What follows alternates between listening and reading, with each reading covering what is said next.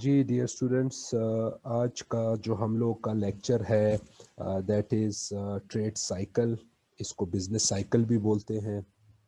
Trade cycle और business cycle किसी दोनों नामों से इसको बोला जाता है। तो आज का जो हम लोग का चैप्टर है वो होगा दैट इज़ ट्रेड साइकिल। हम इसको डिफाइन करेंगे, इंट्रोडक्शन एंड देन इसके वेरियस फेजेस जो हैं, वेरियस स्टेजेस जो हैं, उसको हम लोग डिस्कस करेंगे। चलते हैं फॉर्मली अपना चैप्टर स्टार्ट करते हैं। अच्छा, सबसे पहले जैसे हम लोग क्लासरूम्स में भी डिस्कशन करते हैं कि आपकी इकोनॉमी कभी आपको नज़र आता है कि बहुत अच्छी परफॉर्म कर रही है, कभी आपकी इकोनॉमी आपको नज़र आती है कि इकोनॉमी बहुत बुरा परफॉर्म कर रही है। आज से अगर हम 3-4 साल पहले की बात करें तो हमें नज़र आता है कि देयर वाज इकोनॉमिक एक्टिविटी।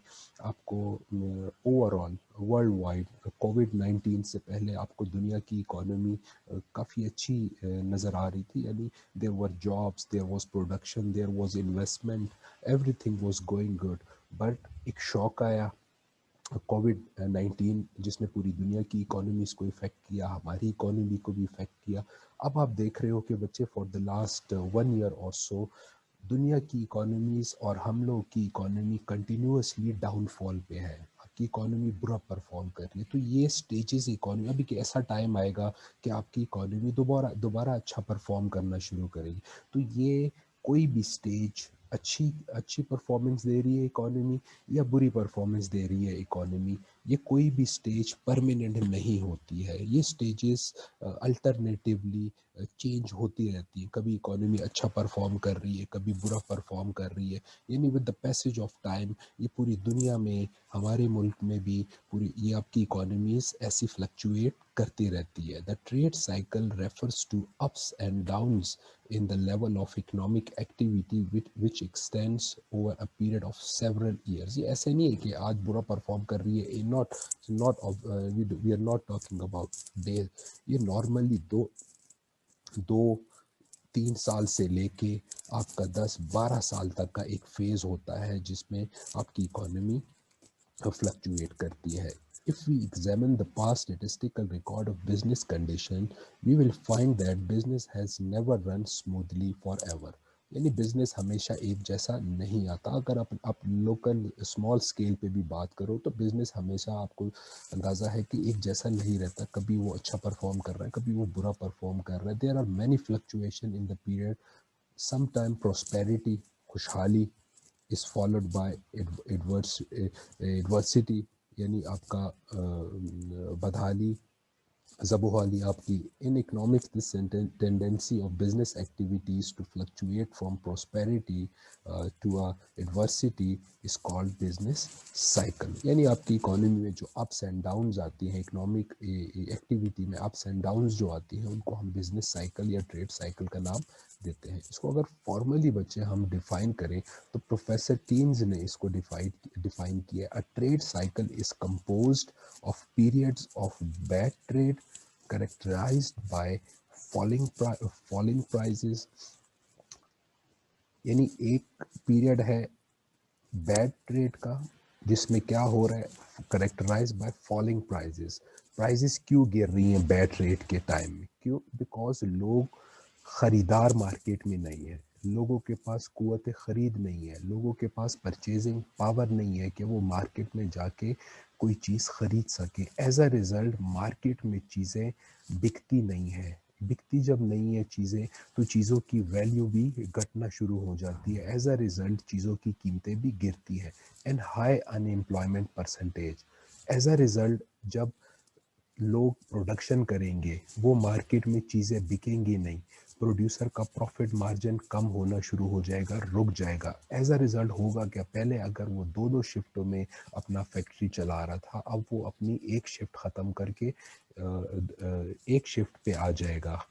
जिसमें क्या होगा, आपका जो एक शिफ्ट का जो एम्प्लॉय है वो ख़त्म हो जाएगा। ऐसी पूरी इकोनॉमी में क्या होता है कि आपकी, क्योंकि उनकी प्रोडक्शन बिक नहीं रही है, कोई मार्केट में उसको डिमांड नहीं कर रहा है, एज अ रिजल्ट जो अनएम्प्लॉयमेंट है वो भी बढ़ना शुरू होती है। वाइल दूसरा क्या सिनारियो है, while period of good trade is characterized by rising prices and high employment। अब जब अच्छा इकोनॉमी चल रही है, अच्छी इकोनॉमिक एक्टिविटी चल रही है, उसमें क्या हो रहा है, लोगों के पास कुव्वत ख़रीद भी ज़्यादा है, लोगों के पास जेब में पैसा है, वो मार्केट में चीज़ों की डिमांड भी कर रही है, यानी ओवरऑल इकोनॉमी में जो एग्रीगेट डिमांड है वो बढ़ जाएगी। जब डिमांड लोग ज़्यादा करेंगे, उसका क्या आउटकम होगा, जो प्रोड्यूसर है वो ज़्यादा से ज़्यादा चीज़ें बनाना शुरू करेगा। क्यों? अब मार्केट में उसकी चीज़ों की डिमांड क्रिएट हो गई है।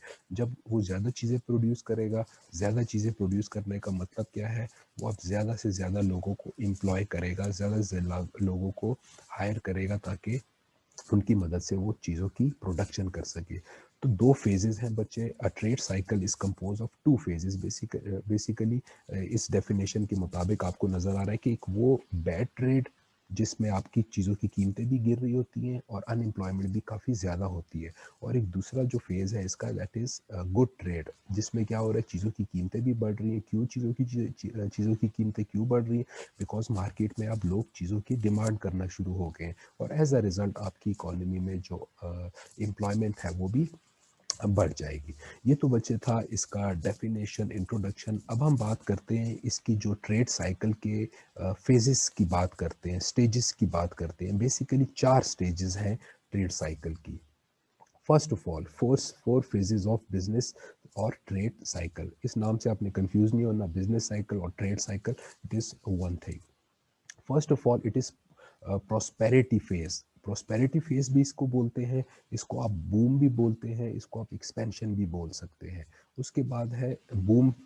प्रोस्पेरिटी स्टेज क्या है? ये टॉप की स्टेज है। ये वो स्टेज है जिस स्टेज पे आपकी इकोनॉमी बहुत अच्छा परफॉर्म कर रही है, आपकी एम्प्लॉयमेंट भी काफ़ी ज़्यादा है, आपका नेशनल इनकम भी मुल्क में काफ़ी ज़्यादा है, आपकी डिमांड भी ज़्यादा है, यानी इकोनॉमी बहुत अच्छी परफॉर्म कर रही है। रिसेशन प्रोस्पेरिटी की बात की स्टेज है रिसेशन। जब इकोनॉमी में, जैसे आज से 2 साल पहले इकोनॉमी अच्छी परफॉर्म कर रही थी, लेकिन बीच में आपका कोविड-19 आया, जिसकी वजह से पूरी दुनिया की इकोनॉमीज ख़राब होना शुरू हुई, और प्रोस्पेरिटी से वो डिक्लाइन की तरफ आना चाहिए। जो डिक्लाइन वाला फेज़ है इसको रिसेशन फेज़ बोलते हैं। ये वो स्टेज है जिसमें आप प्रोस्पेरिटी से रिसेशन की तरफ जाते हो। प्रोस्पेरिटी से आप, बेसिकली इसको सिंपल वर्ड में बोलो तो आप जवाल की तरफ जा रहे हो। उसके बाद है जो सबसे लोएस्ट फेज है, दैट इज डिप्रेशन। जिस तरह नाम शो कर रहा है, डिप्रेशन ये वो स्टेज है जिसमें इकोनॉमी आपकी लोएस्ट पॉसिबल स्टेज पे पहुंच जाती है, जिसमें अनएम्प्लॉयमेंट भी काफ़ी ज़्यादा हो जाती है, बेरोज़गारी हो जाती है, मार्केट में लोग ख़रीदारी नहीं कर पा रहे होते बिकॉज लोगों के पास जेब में पैसा नहीं होता, डिमांड कम होती है, नेशनल इनकम आपका कम होना शुरू हो जाता है, ये सारी बातें। और उसके बाद जो रिकवरी फेज़ है, उसके बाद गवर्नमेंट इंटरफेयर करती है, हुकूमत through different policies, different measures economy को दोबारा ठीक करने की कोशिश करती है। इस स्टेज में क्या होता है, आप दोबारा, जिस तरह एक पेशेंट होता है, वो बीमार होता है, डिप्रेशन में आ गया, उसको फिर क्या करते हो आप, उसको मेडिसिन पे लगाते हो, रिकवरी की बात करते हो। तो रिकवरी स्टेज पे आप इकोनॉमी को बेसिकली रिकवरी उस पे लगा रहे हो, आप उसको मुख्तलिफ मेयर्स के थ्रू जो डिप्रेशन की स्टेज है उससे निकालते हो, और आहिस्ता आहिस्ता वो रिकवरी करता है, रिकवरी से वो मूव करता है प्रोस्पेरिटी की तरफ अगेन। अब इस हर स्टेज को बच्चे हम लोग अब डिटेल में डिस्कस करते हैं उसकी करेक्टरिस्टिक के साथ। सबसे पहले आपका स्टेज है डिप्रेशन। लेट्स से जो सबसे लोअर स्टेज है, in this phase of trade cycle economic activities become zero. जैसे हमने बात की, आपकी इकोनॉमिक एक्टिविटीज़ काफ़ी नीचे चली जाती हैं। Production of goods and services is also low. Production, चीज़ों की जो प्रोडक्शन है, जो प्रोड्यूसर है, वो चीज़ों को भी काफ़ी कम मिकदार में बना रहा होता है। क्यों? क्योंकि आगे मार्केट में उसकी चीज़ की डिमांड नहीं है। डिमांड क्यों नहीं है? लोगों के पास पैसा नहीं है, कुव्वत ख़रीद नहीं है। Level of income and level of employment is lowest, because जब इकोनॉमी में प्रोडक्शन नहीं होगी, इन्वेस्टमेंट नहीं होगी, तो एम्प्लॉयमेंट भी नेचुरली आपकी कम होगी। The demand for goods and services fall to lowest level. As a result, the general price level also fall. क्या होगा जब इकोनॉमी में चीज़ों की डिमांड नहीं होगी, तो चीज़ें मार्केट में जो पड़ी हुई हैं उनकी जो वैल्यू है वो कम होगी, उनकी जो प्राइसेस है वो भी कम होना शुरू होगी। अब आप कहोगे कि ये तो अच्छी बात है कि प्राइसेस कम हो रही हैं। प्राइसेस कम होना कंज्यूमर के लिए तो ठीक है, लेकिन जो प्रोड्यूसर है, जिससे कल हमने लास्ट टॉपिक इन्फ्लेशन में भी बात की थी, अगर चीज़ों की कीमतें बहुत कम हो गई हैं, प्रोड्यूसर को कोई फ़ायदा प्रॉफिट मार्जिन नहीं नज़र आ रहा, तो वो कभी भी प्रोडक्शन नहीं करेगा। क्यों? The profit of the entrepreneur are minimize. यानी यहाँ पे क्या हो रहा है, आपकी इकोनॉमी में जो प्रोड्यूसर का जो प्रॉफिट मार्जिन है बिकॉज ऑफ लोअर प्राइसेस, उसका प्रॉफिट मार्जिन बहुत कम हो जाता है और उसके पास कोई इंसेंटिव नहीं होता कि वो इकोनॉमी में मज़ीद प्रोडक्शन करे। जब वो प्रोडक्शन नहीं करता, एम्प्लॉयमेंट जनरेट नहीं होगी, इनकम जनरेट नहीं होगी, और आपकी पूरी इकोनॉमी क्या इसी गर्दाब में आपकी घूमती रहती है। And then government heads to, अब जब ये सिचुएशन आ गई है, यानी इकोनॉमिक एक्टिविटी भी बहुत लो है, चीज़ों की प्रोडक्शन नहीं हो रही है, इन्वेस्टमेंट नहीं हो रही है, एज अ रिजल्ट जो लेवल ऑफ इनकम है इकोनॉमी में वो नीचे जा रहा है, एम्प्लॉयमेंट लेवल आपका काफ़ी नीचे चला गया है, चीज़ों की कीमतें नीचे जा रही है, यानी प्रोड्यूसर के लिए कोई इंसेंटिव नहीं है कि वो इस इकोनॉमी में चीज़ों की प्रोडक्शन करे। आजकल आपके सामने हालात हैं कि इकोनॉमी में, मुल्क में आपकी जो प्रोडक्शन है वो प्रोड्यूसर नहीं कर रहे। क्यों? बिकॉज इकोनॉमी में चीज़ के ख़रीदार बहुत कम हो गए हैं। जब ख़रीदार कम हो गए तो प्रोड्यूसर कोई चीज़ नहीं बनाएगा। अब इस डिप्रेशन की सिचुएशन को टैकल करने के लिए हुकूमत then takes various steps.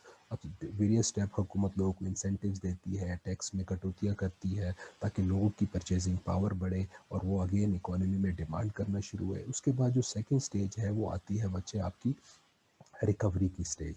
Recovery phase of depression does not last for ever. जैसे हमने बात की, गुड ट्रेड है, बूम है, प्रोस्पेरिटी का फेज़ है या डिप्रेशन का फेज़ है, दोनों का फेज़ कोई भी परमानेंट नहीं होता। ये जैसे हमने बात की, ये पीरियोडिक होता है, अल्टरनेटिव होता है, ये टाइम के साथ चेंज होता रहता है। रिकवरी में क्या हो रहा है, recovery phase of depression does not last for ever, हमेशा के लिए नहीं होता। After some time the phase of revival, recovery revival sets in under the influence of different factors. The features of recovery are as follow. क्या हो रहा है, demand for goods start rising up and production unit start production to meet the rising demand. यानी economy में लोग अब demand करना शुरू करेंगे क्योंकि लोगों के पास अब पैसा आना शुरू हो गया, हुकूमत ने उनको फैसिलिटेट करना शुरू कर दिया। जब प्रोड्यूसर देखेगा कि इकोनॉमी में लोग डिमांड करना शुरू हो गए हैं, वो उस डिमांड को पूरा करने के लिए प्रोडक्शन स्टार्ट कर देंगे। देखें, production unit start producing goods, firm replace existing machine, the level of, अब जब ज़्यादा प्रोडक्शन करेंगे तो उनको ज़्यादा लेबर भी हायर करना पड़ेगा, ज़्यादा लोगों को रोज़गार देना पड़ेगा, रोज़गार बढ़ना शुरू होता है, रोज़गार बढ़ेगा तो नेशनल इनकम बढ़ना शुरू होगा, national income, consumption, everything start going in the right direction. Entrepreneur क्या हो रहे हैं, जो प्रोड्यूसर हैं, they become hopeful about the future prospect of prosperity and they increase their investment. इस तरीके से क्या हो रहा है, एक इकोनॉमी में ओवरऑल डिमांड क्रिएट होती है, इकोनॉमिक एक्टिविटी जनरेट होती है, जिसमें जो इन्वेस्टर है, जो एंटरप्रेन्योर है, उसको भी लगता है कि इकोनॉमी अब अच्छी डायरेक्शन में जाना शुरू हो गई है, लोग डिमांड करना शुरू हो गए, अब मैं अपनी जो इन्वेस्टमेंट है उसको और बढ़ाऊँ। वो और इन्वेस्टमेंट करता है और मशीनरी लेके आता है, ज़्यादा प्रोडक्शन करता है, जिससे ज़्यादा इनकम जनरेट होती है, एम्प्लॉयमेंट जनरेट होती है। आहिस्ता आहिस्ता इस स्टेज में बच्चे आपकी जो इकोनॉमी में चीज़ों की कीमतें हैं वो भी आहिस्ता आहिस्ता बढ़ना शुरू होती हैं, क्योंकि चीज़ों का आहिस्ता आहिस्ता बढ़ना ज़रूरी होता है इन जो प्रोड्यूसर है उसको काम करने की तरफ राग़िब करने के लिए।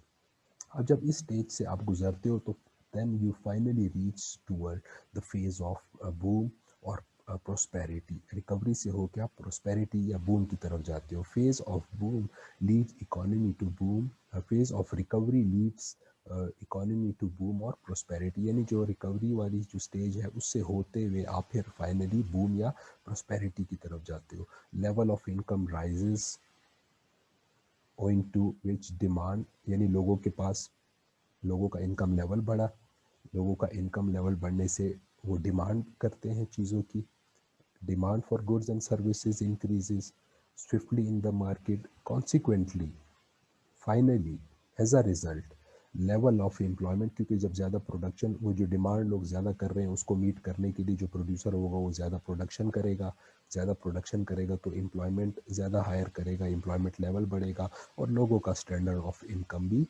स्टैंडर्ड ऑफ लाइफ भी इम्प्रूव होना शुरू होगा, बिकॉज लोगों के पास अब पैसा आना शुरू हो जाएगा। Production, income, and investment increases with great speed. Rate of interest increases. As a result, entrepreneur increase their loan from bank for investment, यानी सारी इन्वेस्टमेंट लोग बैंकों से लोन लेना शुरू करते हैं, आपकी इकोनॉमी में इन्वेस्टमेंट भी बढ़ना शुरू हो जाती है। और फाइनली बच्चे, आपकी जो फेज़ है दैट इज़ रिसेशन। अब बूम में आप रह रहे हो, 8-10 साल बूम में आप रहे हो, आपकी इकोनॉमी अच्छा परफॉर्म कर रही है, लेकिन ये अच्छा परफॉर्म करना हमेशा के लिए नहीं होता। जैसे डिप्रेशन, जैसे रिकवरी की फ़ेज़ हमेशा के लिए नहीं होती, ऐसे ही बूम और प्रोस्पेरिटी की फ़ेज़ भी हमेशा के लिए नहीं होती।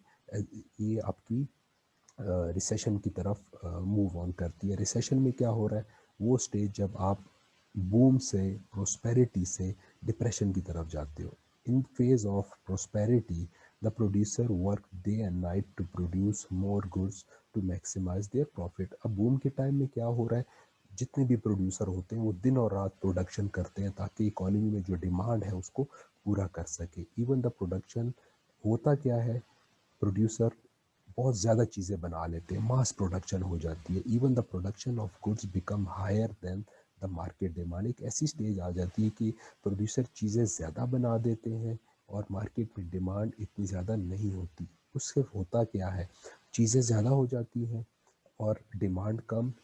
जब चीज़ों की सप्लाई ज़्यादा होगी तो उनकी वैल्यू भी कम होना शुरू होती है। This is why they start closing down, the production units. अब क्या हो रहा है, जब उनकी चीज़ें बहुत ज़्यादा बन गई हैं और मार्केट में उनकी डिमांड अब नहीं रही, तो क्या करते हैं वो आहिस्ता आहिस्ता अपनी प्रोडक्शन को कम करना शुरू कर देते हैं। They start closing down production units.